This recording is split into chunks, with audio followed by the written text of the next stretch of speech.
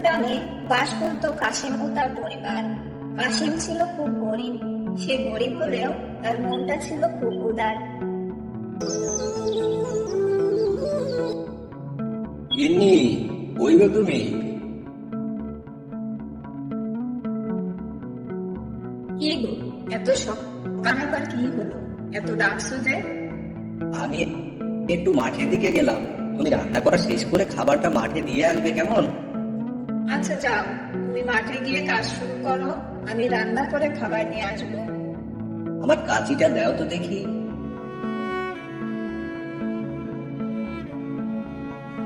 মা আর ময়না কোথায়? এখনো ওঠেনি নাকি ঘুম থেকে? মা আর ময়না শুয়ে আছে এখন। আচ্ছা ঠিক আছে, আমি গেলাম তাহলে। আচ্ছা যাও। কাশিম মাঠের দিকে হাঁটতে লাগলো। যেতে যেতে তার সাথে দেখা হলো রহিমের। কি গো করিম ভাই, এত মন খারাপ করে কোথায় যাচ্ছ? কি হয়েছে তোমার? আর বলো না ভাই, আমার মেয়েটার খুব শরীর খারাপ। কি আর করবে ভাই, ডাক্তারের কাছে নিয়ে যাও, দেখবে ভালো হয়ে যাবে। টাকা না থাকলে ডাক্তারের কাছে কিভাবে নিব ভাই? সে কি ভাই, তাই বলে কি টাকার অভাবে মেয়েটিকে ডাক্তারের কাছে নিবে না? তাছাড়া আর কি করব ভাই? টাকা ছাড়া তো কোনো ডাক্তার ওষুধ দিবে না। তাহলে তো বড় বিপদ দেখছি।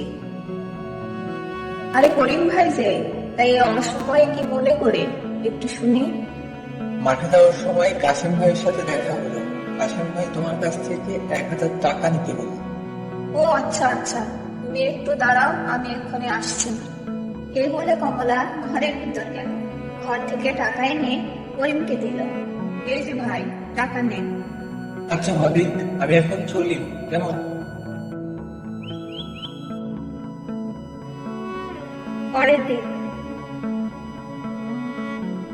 ওগো শুনছো, মেয়েটা যে বায়না ধরেছে, মেয়েটার নাকি নতুন জামা লাগবে। কাল সারাটা দিন কান্না করেছে জামার জন্য।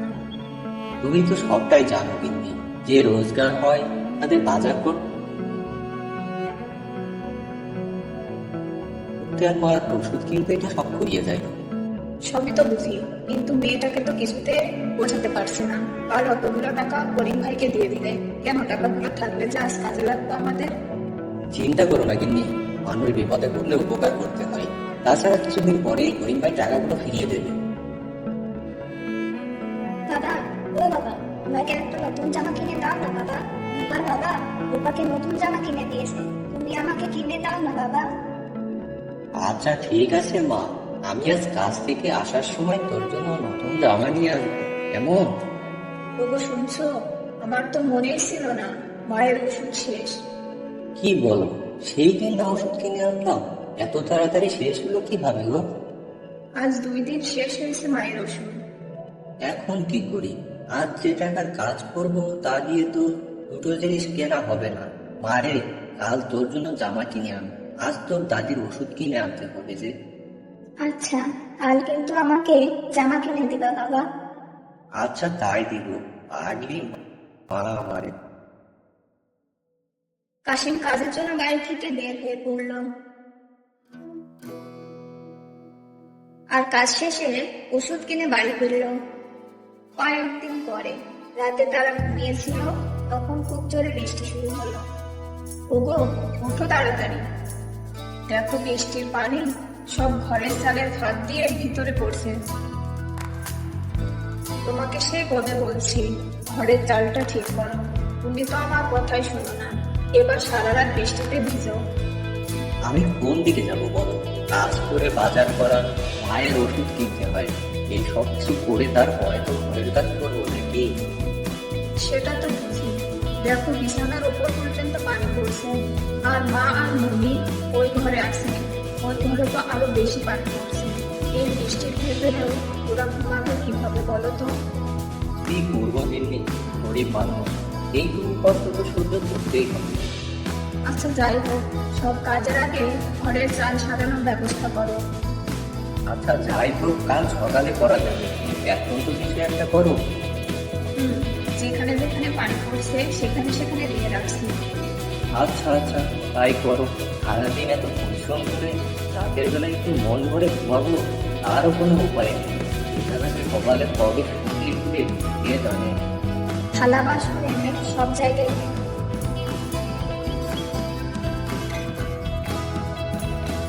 পরের দিন সকালে তুমি ওই গো, হাতাটা দাও তো।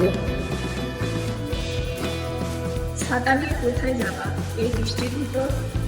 দেখি গ্রামের ভিতর দিয়ে কোনো কাজ পাই নাকি, ঘরে বসে থাকলে তো আর হচ্ছে না। সাবধানে যাবা। কাশেম বাড়ি থেকে কাজের জন্য বের হলো, কিন্তু গ্রামের ভিতর কাউকে দেখতে পায় না।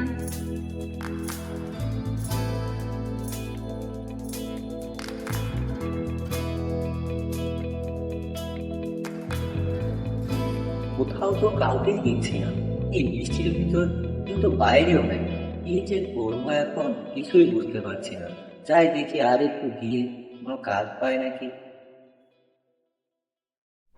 কিছু পথ যেতেই তার সাথে দেখা হয় রহিমের। কি গো কাশেম ভাই, এই বৃষ্টির ভিতর কোথায় যাচ্ছ? কোথায় আর যাবো ভাই, কোনো কাজ নাই, রোজগার নাই, ঘরে একটু অশান্তি, তাই এই বৃষ্টির ভিতর বের হয়েছি। যদি কোনো কাজ পাই। সেই সকাল থেকে করছি, কিন্তু এখনো কোনো কাজ পাই নাই। তুই কি আমার একটা কাজের ব্যবস্থা করে দিবে? ও এই ব্যাপার, কাজ পাচ্ছ না? তবে কাজ একটা আছে, কিন্তু বৃষ্টিতে ভিজে করতে হবে। পারবে তো তুমি এই বৃষ্টিতে ভিজে কাজ করতে? হ্যাঁ হ্যাঁ পারবো। তা কি কাজ ভাই? পুকুর কাটার কাজ ভাই। এই বৃষ্টির ভিতরে এই কাজ কি করতে পারবে তুমি? হ্যাঁ হ্যাঁ ভাই পারবো।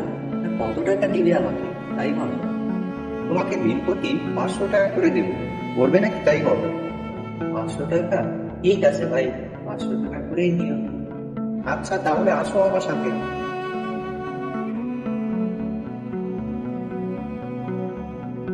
কাশেম ভাই, এই যে এখানে কোদাল আছে, তুমি এখানে বড় করে পুকুর কাটতে থাকো, আমি পরে এসে তোমাকে টাকা দিয়ে যাবো, কেমন?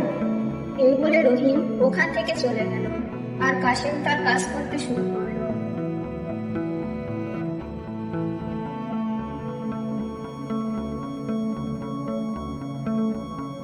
কিছু সময় পরে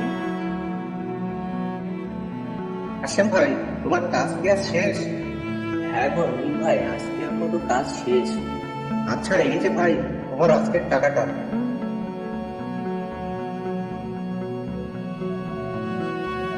আজকের টাকা দিয়ে তো বাজার করলাম, এই দিয়ে তো কিছুদিন চলে যাবে।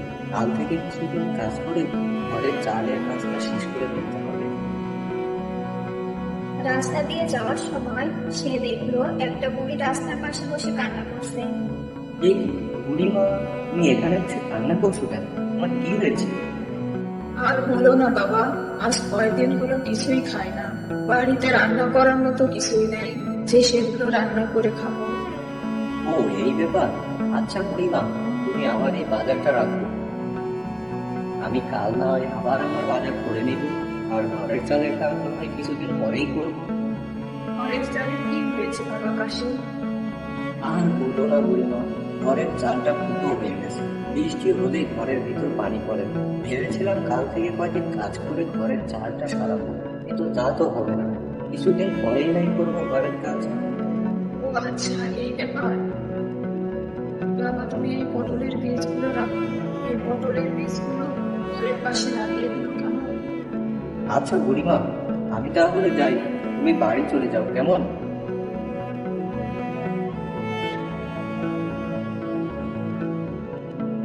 গিন্নি, ও গিন্নি, কোথায় গেলে গো? কি গো, তোমার আসতে এত দেরি হলো কেন? আর তুমি বাজার করে আনো নাই? কাশেম তার বউকে সব খুলে বলল।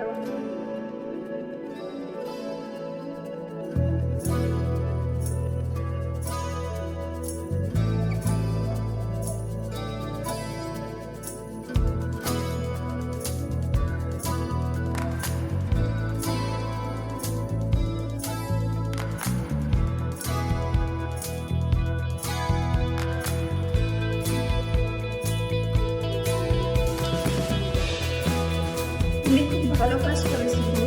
আজকে তুমি ঘরে আসো, আমি খাবার দিচ্ছি। আচ্ছা গিন্নি, তুমি খাবার দাও, আমি বুড়িতে বীজগুলো লাগিয়ে আছি। এই বলে কাশিম বীজগুলো লাগিয়ে ঘরের ভিতর খাবার খেতে বসে। পরের দিন সকালে ওগো, ওই গো, বাইরে এসো তাড়াতাড়ি। কি গো, এভাবে ডাকছো কেন? কি হলো? চালের দিকে একটু তাকাও তো। আরে আমি এই কি দেখছি, ঘরের চাল তো দেখছি তো পটল গাছে ছিঁড়ে গেছে। এখন তো আর বৃষ্টি উঠা ঘরের ভেতর পানি পড়বে না। কিন্তু একদিন এটা কিভাবে হলো গো? দেখে তো দেখি, আর মানে তোমরা কোনো মানুষ ছিল না, হয়তো বা কোনো জাদুকর হবে। সে চাই হয় হবে, কিন্তু সে তো খুশি হয়ে আমাদের এই বদলের বীজগুলো উপহার দিয়েছে। দেখো ঘরটা এখন কত সুন্দর লাগছে।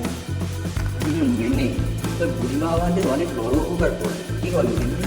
এখন থেকে আর বৃষ্টি হলে আমাদের ঘরের ভিতরে পানি পড়বে না।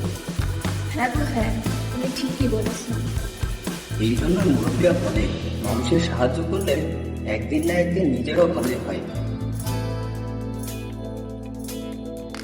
এরপরেও আর বৃষ্টি হলে তাদের ঘরের ভিতর পানি পড়ে না। এভাবে এখন তারা তাদের পরিবার নিয়ে সুখী শান্তিতে বসবাস করতে থাকে।